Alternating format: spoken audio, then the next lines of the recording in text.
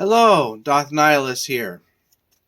Today is April 2nd, 2023, and today's card is Lust.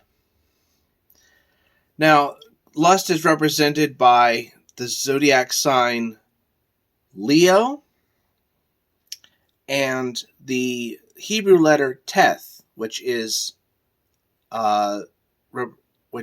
serpent. So the interesting thing about this card is that in the tarot, in the traditional tarot, this card is seen as the tarot card Strength, usually represented by a lion and a woman, usually comforting the lion or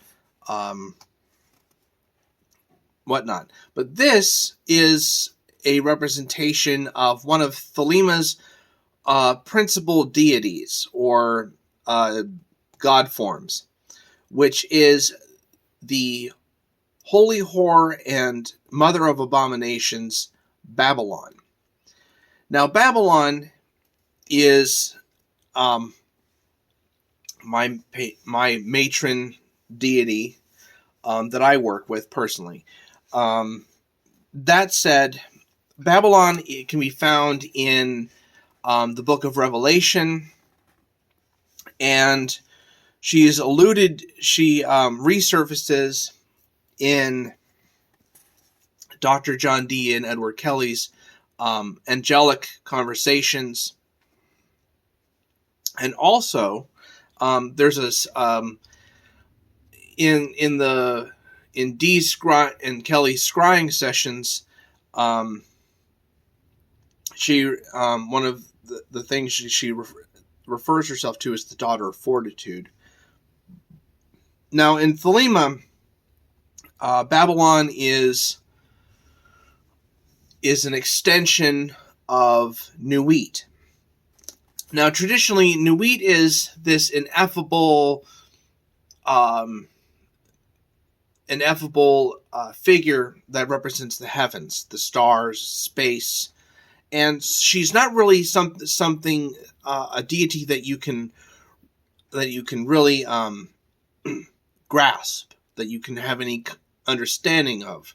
And the same thing with Hadith. So Babylon, being an extension of Nuit, is sort of her way of trying to connect with us, trying to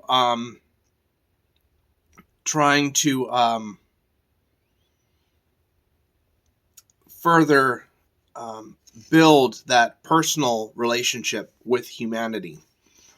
And so Babylon represents that connection between the macrocosm and the microcosm. She is sort of the mediator in that. And one of the places she also appears is Aleister Crowley's The Vision and the Voice, which is basically a diary, a magical diary containing the visions that Crowley had while he was surfing through the Enochian Aethers. And in the 12th Aether, now I'm reading from Understanding Aleister Crowley's Thoth Tarot by Lon Milo Duquette. And in the 12th Aether, Crowley writes, "This is the mystery of Babylon, the mother of abominations. This is the mystery of her adulteries. For she hath yielded up herself to everything that liveth, and hath become a partaker in its mystery. And because she hath made herself the servant of each, therefore she is become the mistress of all." And that is why we refer to her as the Holy Whore, is because she opens herself to all living things. And it's through our dissolution in the abyss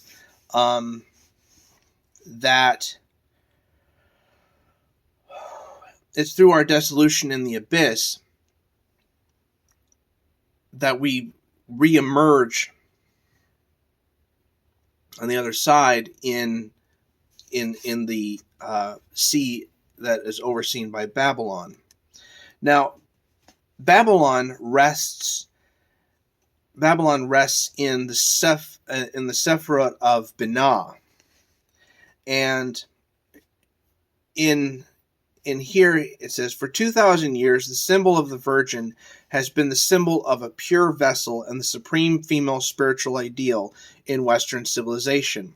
For me, that conjures up images of like the Virgin Mary, her immaculate conception and the like. It's a wonderful symbol as far as, quote, it's a wonderful symbol as far as it goes that deals with the great mystery of the descent of the divine spirit into matter. The mystery of Babylon concerns an entire different concept, that is of the reabsorption of all evolving life and consciousness into Binah, into understanding, the great supernal female. In this mystery, the symbol of the whore, who is indiscriminately receptive to all, as I mentioned earlier, becomes the supreme and holy image. The supreme spiritual message of this card may be summed up something like this: eventually, each of us will come to a level of consciousness so profoundly high that the only level higher is the universal consciousness of deity itself. Our dissolution into the infinite is the ultimate sacrifice, the ultimate marriage. Deity lusts for that moment when all her children will return to her. Someday, each one of us will also lust for that moment. Which I think is honestly beautifully well put by Lon Milo Duquette in that paragraph. But there is also, the interesting thing is there's also connection between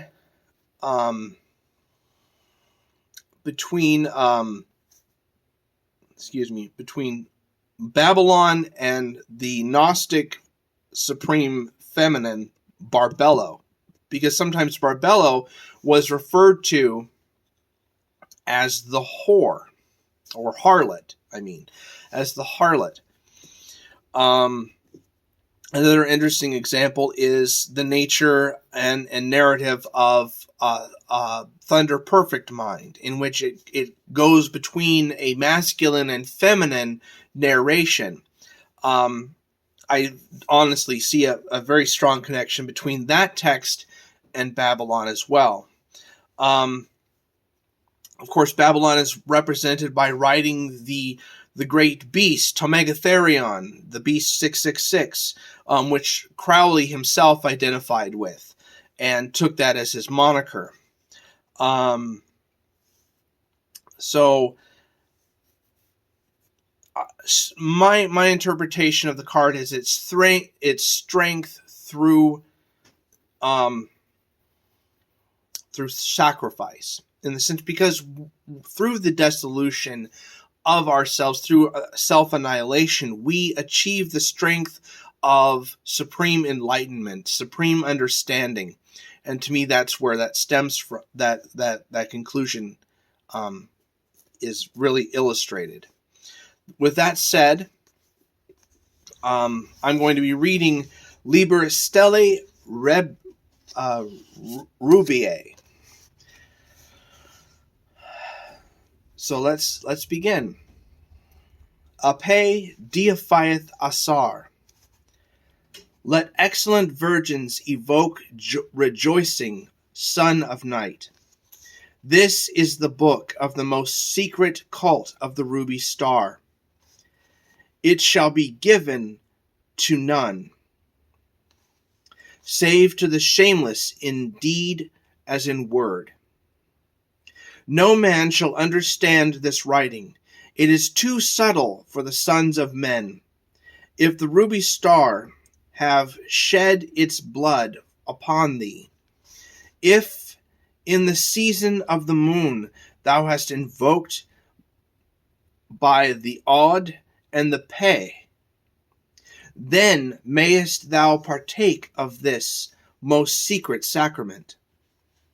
One shall instruct another with no care for the matters of men's thought. There shall be a fair altar in the midst, extended upon a black stone. My personal interpretation of this is, when it refers to the secret sacrament, I think of the Gnostic Mass. I think of pouring one's cup, or pouring one's cup into the crater cup of Babylon, which is it's a metaphorical way of saying giving up all of one's essence to achieve divine enlightenment. But let's continue. At the head of the altar, gold, and twin images in green of the Master. In the midst, a cup of green wine. At the foot, the star of ruby. The altar shall be entirely bare. First, the ritual of the flaming star. Next, the ritual of the seal. Next, the infernal adorations of Oi.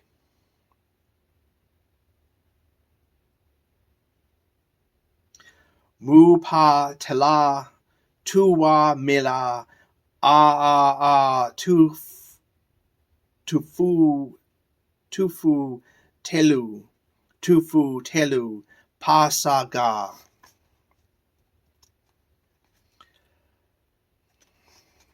Quemu tila, yapu mele,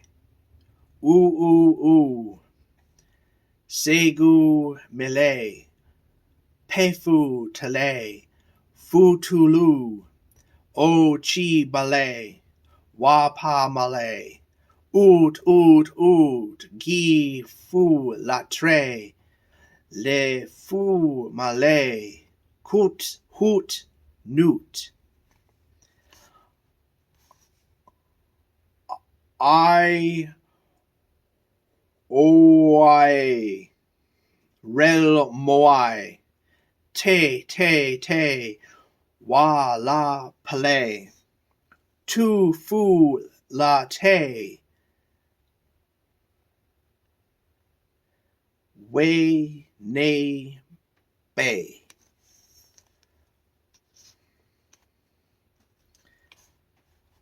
Why nigh by. There we go. Why nigh by. Sorry.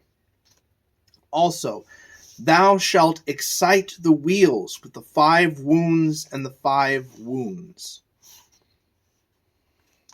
Then thou shalt excite the wheels with the 2 and the 3rd in the midst, even Saturn and Jupiter, Sol and Luna, Mars and Venus and Mercury.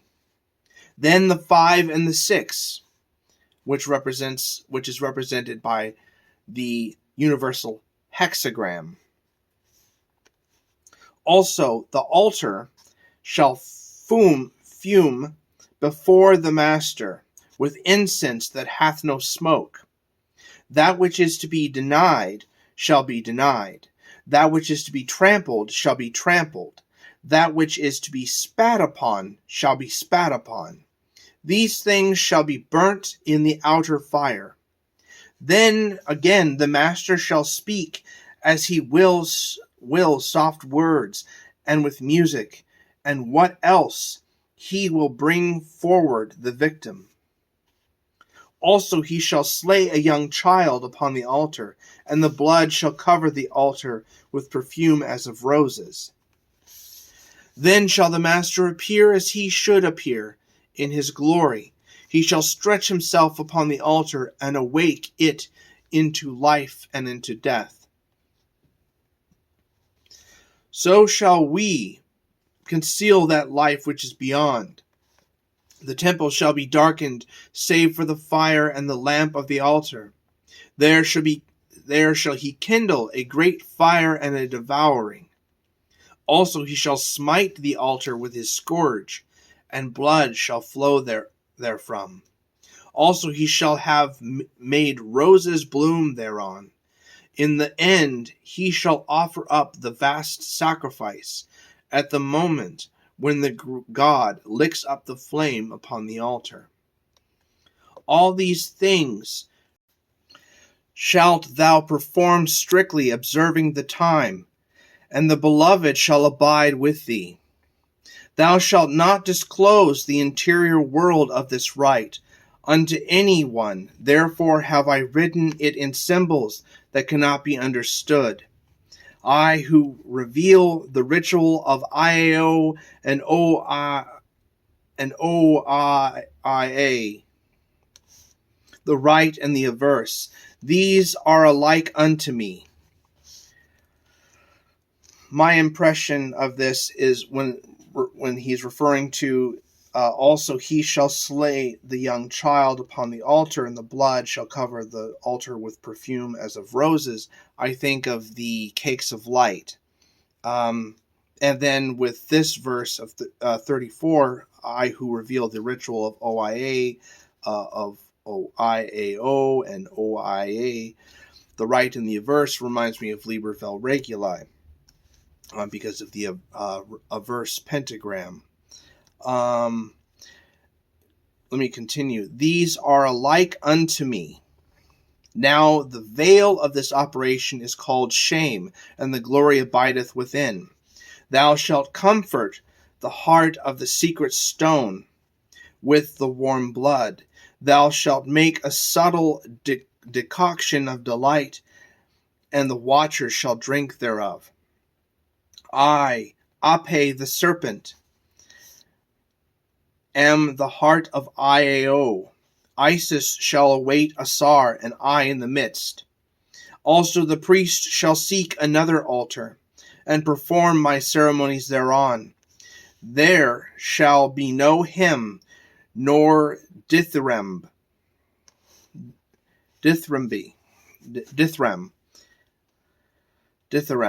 In my praise, and the praise of the right, seeing that it is utterly beyond. Thou shalt assure thyself of the stability of the altar, In this rite thou shalt be alone. I will give thee another ceremony, whereby many shall rejoice. Before all, let the oath be taken firmly, as thou raisest up the altar from the black earth, in the words that thou knowest. For I also swear unto thee by my body and soul that never be parted in sunder, that I will dwell, that I dwell within these coiled and ready to spring. This, I believe, is referring to the serpent Kundalini, the different chakras. Anyways, I continue. I will give thee the kingdoms of the earth, O thou who hast mastered the kingdoms of the east and of the west. I am Apep. I am Apep, O thou slain one. Thou shalt slay thyself upon mine altar. I will have thy blood to drink. For I am a mighty vampire, and my children shall suck up the wine of the earth, which is blood. Thou shalt replenish thy veins with the chalice of heaven. Thou shalt be secret, a fear to the world. Thou shalt be exalted, and none shall see thee. Exalted, and none shall suspect thee. For there are two glories diverse, and thou, who hast won the first, shalt enjoy the second. I leap with joy within thee. My head is arisen to strike. O the lust, the sheer rapture of the life of the snake in the spine. Mightier than God or man, I am in them, and pervade them. Follow out these my words. Fear nothing, fear nothing, fear nothing, for I am nothing, and me thou shalt fear, O my virgin, my prophet, within whose bowels I rejoice. Thou shalt fear with the fear of love. I will overcome thee. Thou shalt be very nigh to death, but I will overcome thee. The new life shall illumine thee with the light that is beyond the stars. Thinkest thou, I, the force that have created all, am not to be despised, and I will slay thee in my lust. Thou shalt scream with the joy and the pain and the fear and the love, so that it's Greek. I don't know what that means. Of a new God leaps out among the stars. There shall be no sound heard, but this thy lion roar of rapture, yea, this thy lion roar of rapture. Translation of Invocation in Moon Language. Silence, the moon ceaseth her motion. That also was sweet. In the air, in the air, in the air, who shall attain, shall attain, by the moon and by myself, and by the angel of the Lord. Now silence ceaseth, and the moon waxeth sweet. It is the hour of initiation. The kiss of Isis is honeyed. My own will is ended, for will hath attained. Behold, the lion child swimmeth in the heaven, and the moon reeleth. It is thou, it is thou, it is thou. Triumph, the will stealeth away like a thief. The strong will that staggered before Ra-Hurkuit, Hadit, Nuit. To the God, I be praise, in the end and the beginning, and may none fall. Who will attain the sword, the balances, the crown? And that is the end of Liber, Stellae, Rubeae. I hope you guys enjoyed this late video. Sorry, I had a lot of stuff. I was busy today. Anyways, that said, this is Doth Nihilus signing out. 156.93. Have a good night, everyone.